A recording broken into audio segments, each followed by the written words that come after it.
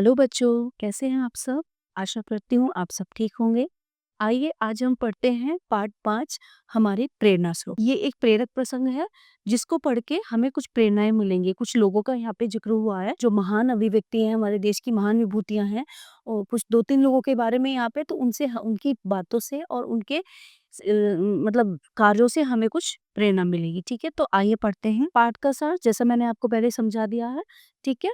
अब आइए पहला इसका विषय है पुरुषार्थ। पंडित जवाहरलाल नेहरू ने अपनी आत्मकथा मेरी कहानी में एक महत्वपूर्ण बात लिखी है। उनका कहना है कि सुदूरवर्ती मतलब जो दूर स्थित है, जो पहाड़ है, सुदूरवर्ती पर्वत सरल और सुगम, सरल मतलब बहुत इजी, सरल और सुगम मालूम होता है, उसका शिखर आह्वान करता दिखाई देता है। ठीक है, जो पहाड़ है वो हमें सरल और सुगम मालूम होते हैं दूर से देखने में, ठीक है? उसकी जो चोटी है, शिखर जो उसकी चोटी है वो हमें आह्वान करते हुए दिखाई देती है कि वो हमें बुला रही है। लेकिन जैसे-जैसे हम उसके पास पहुँचते हैं, नज़दीक मतलब पास, तो जैसे-जैसे हम उसके पास पहुँचती हैं, कठिनाइयाँ हमें दिखाई देने लगती हैं। उसके रास्ते जो हैं ऊबड़-खाबड़ होते हैं। जैसे-जैसे ऊँचे चढ़ते जाते हैं, चढ़ाई कठिन मालूम होती है और शिखर बादलों में छिपता दिखाई पड़ने लगता है। जैसे-जैसे हम उस पहाड़ के पास जा रहे होते हैं तो वो चोटी उसकी छुपने लगती है बादलों में, ठीक है? फिर भी चढ़ाई के प्रयत्न का एक अनोखा मूल्य रहता है और उसमें एक विचित्र आनंद और संतोष मिलता है। लेकिन जैसे-जैसे हम पहाड़ पर चढ़ते हैं तो एक उसका एक अलग ही उसकी वैल्यू रहती है कि हम पहाड़ पे जा रहे हैं और हम कैसे-कैसे उस रास्ते से पहुँच रहे हैं और उसमें हमें एक अलग ही सुख मिलता है, ठीक है? तो आगे नेहरू जी ने लिखा है कि जीवन का मूल्य पुरुषार्थ में है, फल में नहीं। तो कहने का मतलब ये है पुरुषार्थ मतलब कड़ी मेहनत।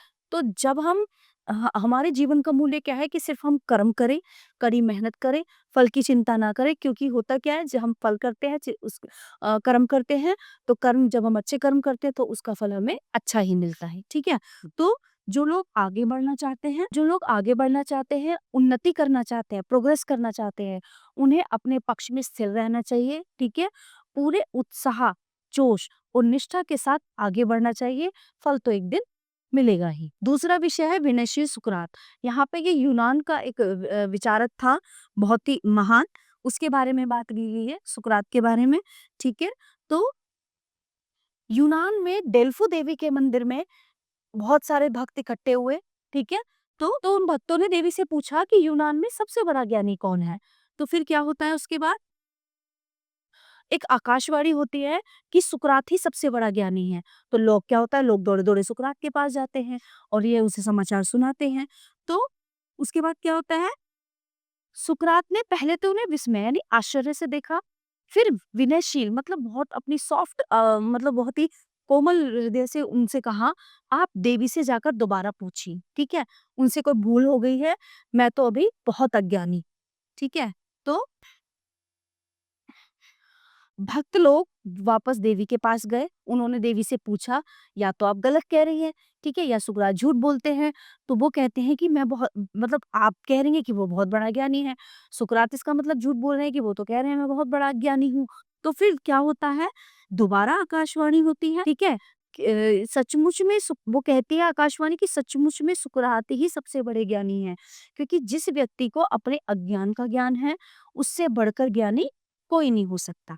ठीक है? विनय ज्ञान का आभूषण है, जो जितना अधिक ज्ञानी होगा, वो उतना ही सत्य के नज़दीक होगा। यानी कि जो देखना जिन लोगों के अंदर ज्ञान होगा, ज्ञान का भंडार होगा, वो बहुत ही मतलब सॉफ्ट हार्टेड होते हैं, उनका हृदय कोमल होता है, उनकी वाणी पे बहुत संयम होता है, बहुत प्यार से वो बात करते हैं, ठीक है? और वो इंसान उतना ही सत्य के नज़दीक होगा, विनयशील होगा। ठीक उसी तरह से जैसे फलों से लदा हुआ वृक्ष, जिस पेड़ पर फल लदे होते हैं, वो उसकी डालियाँ नीचे को झुकी होती है और जिस पे फल नहीं होते, वो सीधा तना खड़ा हुआ रहता है, ठीक है? अब आगे का विषय हम पढ़ते हैं 2 बार, ठीक है? इसका विषय है 2 बार। तो क्या होता है, चीन के एक बहुत ही विख्यात, बहुत ही प्रसिद्ध विचारक थे कन्फ्यूशियस। तो वो एक बार अपने ही देश में यात्रा के लिए निकले, ठीक है? तो जब वे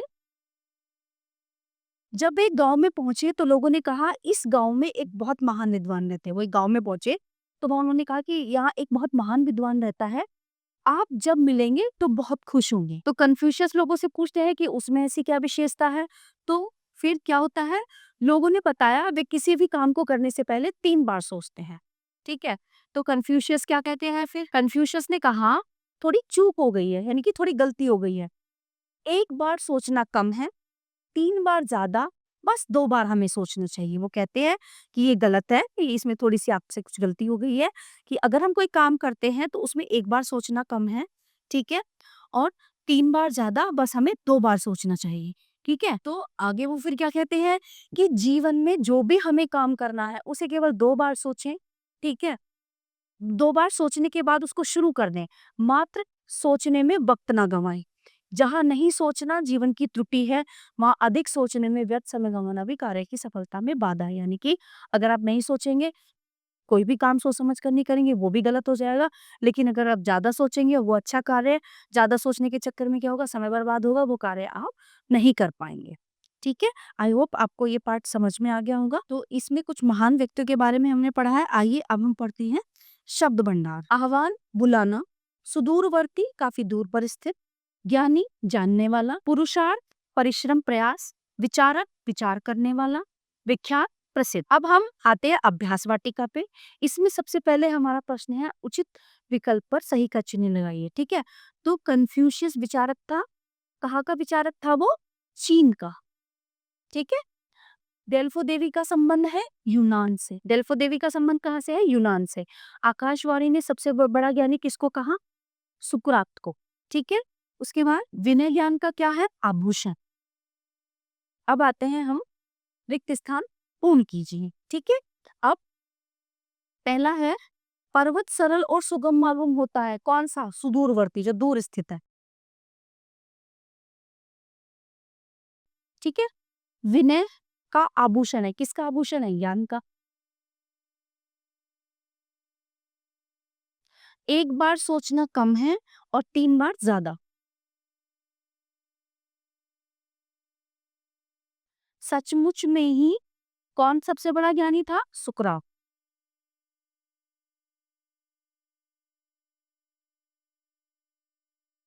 इस गांव में एक महान कौन रहते हैं? विचारक, विद्वान, विचारक नहीं विद्वान। इस गांव में एक महान विद्वान रहते हैं,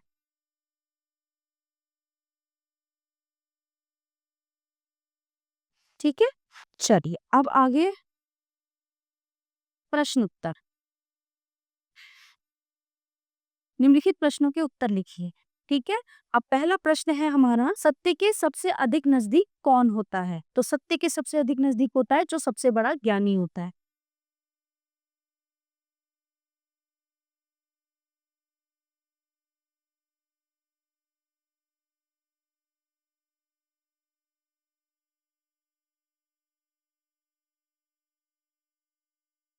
ठीक है? जो सबसे बड़ा ज्ञानी है। किसी काम को करने से पहले कितनी बार सोचना उचित है? 2 बार। सुकरात की विनयशीलता का पता किस बात से चलता है? क्योंकि वो अपने आप को अज्ञानी मानते हैं।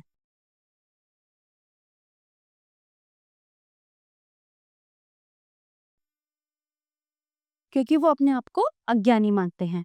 पाठ में दिए गए नेहरू जी के विचार किस पुस्तक से लिए गए हैं? मेरी कहानी। कौन सी पुस्तक है? मेरी कहानी।